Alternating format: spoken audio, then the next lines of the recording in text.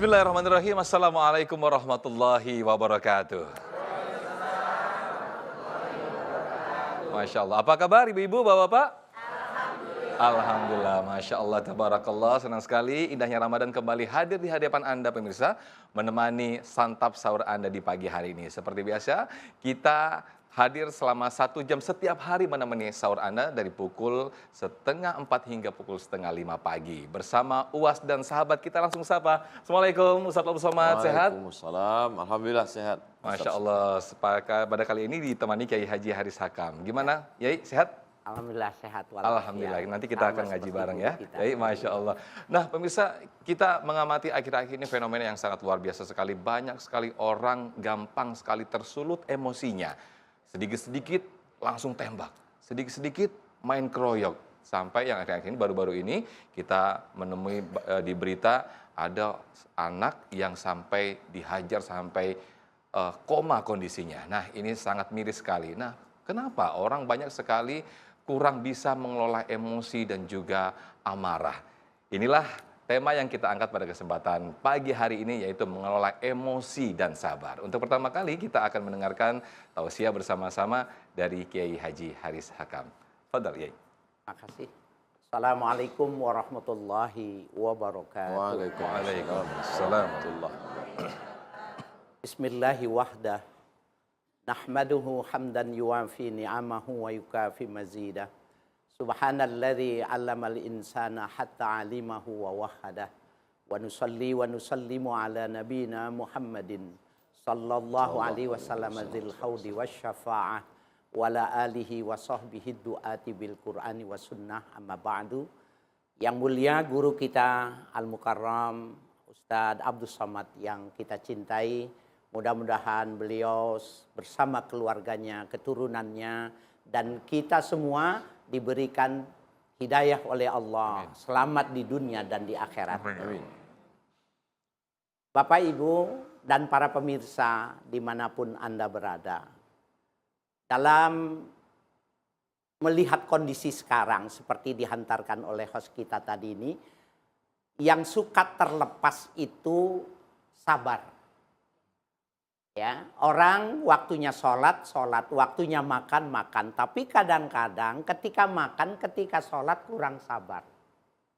Ada orang sholatnya terburu-buru, maka dia tidak menghasilkan khusyuk. Jadi betapa sabar itu masuk ke semua lini. Sabar itu harus di-manage. Ada orang bergaul, merasa lebih hebat, salah dikit, diinjak, tembak. Kasus-kasus fakta yang ada di masyarakat ini dari lantaran lepas sabar di dalam diri kita ini. Nah, Ramadan ini mendidik kita untuk jadi orang yang sabar. Di rumah ada makanan kesenangan bapak, lagi libur. Ibu pergi, anak-anak pergi semua. Kalau seandainya bapak ambil makan, kemudian ambil sapu tangan, gosok sampai kering, aman. Tapi nggak sabar kita ya dalam ketaatan. Nah, oleh karena itu Nabi pernah terheran-heran, dia ajaban li amril mu'min inna amrahu kullahu khair. Aku kagum, kata Nabi.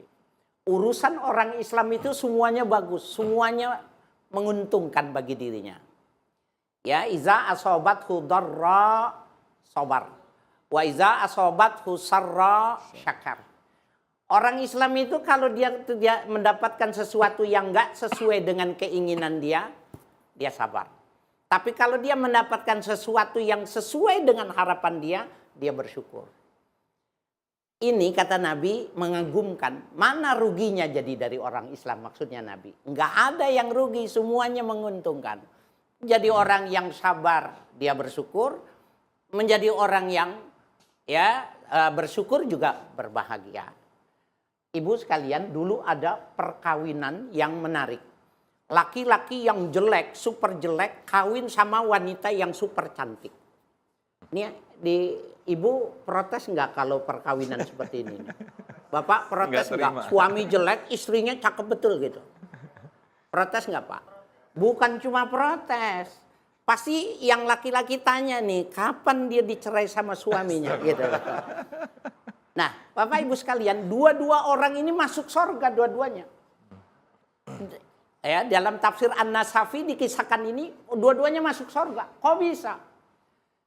Ya, yang laki-laki itu masuk surga karena sepanjang hidupnya dia bersyukur punya istri cantik. Istrinya masuk surga, seumur hidup dia menderita menahan punya suami jelek. Sabar. Dua-duanya masuk surga. Lah, kalau itu dididik menjadi orang yang sabar puasa ini, maka sebenarnya orang Islam nggak ada yang nembak sembarangan, nggak ada yang nendang nginjek orang sembarangan. Betul nggak, Bu? Nah, oleh karena itu Bapak, Ibu sekalian yang berbahagia, betapa pentingnya ini memahami sabar, memanage sabar ini. Kadang-kadang suka tertinggal, sehingga sabar itu tadi kalau contoh seperti itu disebut as-sabru fi taatillah. Ada as-sabru anil bala, dia sabar ketika dia terkena musibah. Seorang wanita ya diriwayatkan ketemu minta waktu khusus kepada Rasulullah Sallallahu Alaihi Wasallam. Allahumma sholli ala Muhammad. Maka dengan didampingi istri beliau, wanita gadis ini bilang, ya Rasulullah, inni usra'u wa inni atakasyaf. Rasul, aku ini kena penyakit epilepsi. Ibu tahu ya, epilepsi itu ayan, Bapak. Dan dia kalau lagi bleeding, lagi koma itu, kalau dia cakar ininya, dia nggak tahu kalau berdarah-darah. Nah itu oksigen yang ada di motoriknya itu tertahan, orang begitu. Seperti ayam yang dipotong. Fadu'ullaha ayyuafiyani. Mohon doakan kepada Allah agar aku diberikan kesehatan. Nabi orang yang murah hati biasanya minta kaya didoakan kaya. Minta selamat didoakan kaya. Orang ini, wanita cantik ini minta diberikan kesembuhan. Dan ternyata tidak diberikan secara langsung, tapi dikasih opsi. In syi'ti syabarti walakil jannah. Kalau kau mau sabar saja. Biarkan penyakit itu ada di tubuhmu. Bawa ke kuburmu. Dan kau ridho terhadap penyakit yang Allah berikan kepadamu. Sabar dengan menderita. Karena tidak mungkin ada yang melamar.